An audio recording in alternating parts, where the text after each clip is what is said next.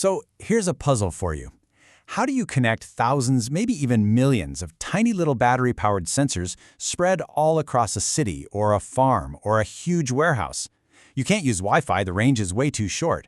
And cellular? Forget it. It would just chew through their batteries in no time. This is one of the biggest challenges for the Internet of Things.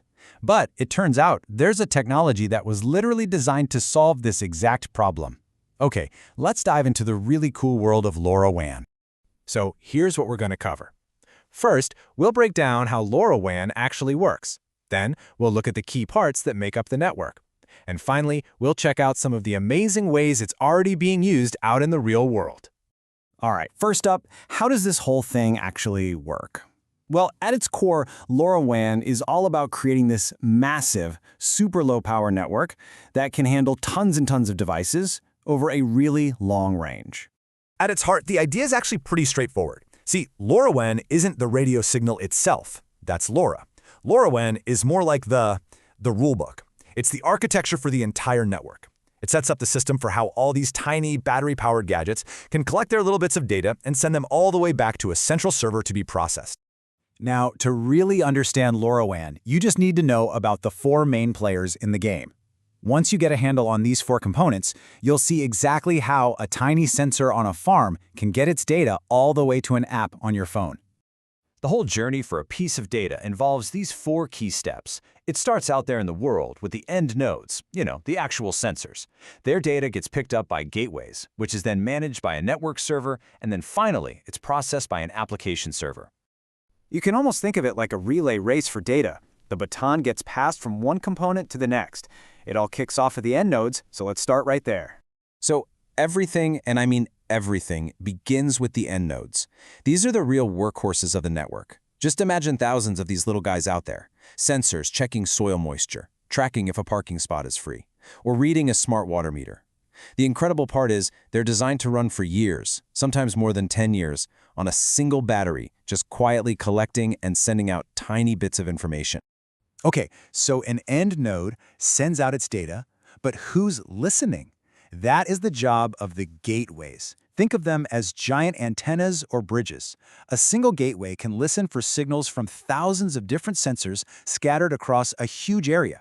It gathers up all that data it hears and then forwards it on to the internet using a totally standard connection, like Wi-Fi, Ethernet, or a cellular connection. This is where the real magic happens. The network server is the brain of the entire operation.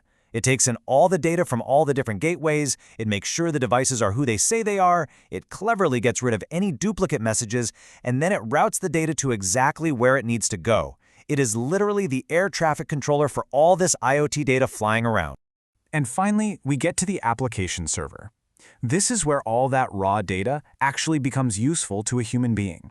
It takes the packets of information, a temperature reading or a GPS coordinate, and it processes it for a specific purpose. It's what turns a raw number into a beautiful dashboard that a farmer can read, or an urgent alert that a city manager can actually act. Okay, so we've got the how it works part down, but what is this stuff actually used for? Let's take a look at some of the really common ways LoRaWAN is already changing the game. The applications for this are just incredibly broad. We're talking about completely transforming entire industries, from making our cities way smarter and more efficient to revolutionizing how we grow our food and manage precious resources like water and energy. So in smart cities, you'll see it used for monitoring air quality or managing smart streetlights. In agriculture, it's perfect for tracking soil moisture to save water. For logistics, it's all about tracking shipping containers or pallets.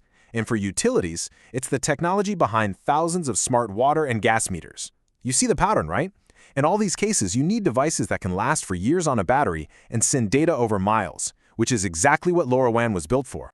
When it comes right down to it, LoRaWAN is this incredibly powerful, low-cost way to connect our physical world to the digital one. It's already making solutions possible that we could only dream about just a decade ago. And that leaves us with a really fascinating question. With this new ability to connect almost anything, what's going to be the next big innovation powered by this technology?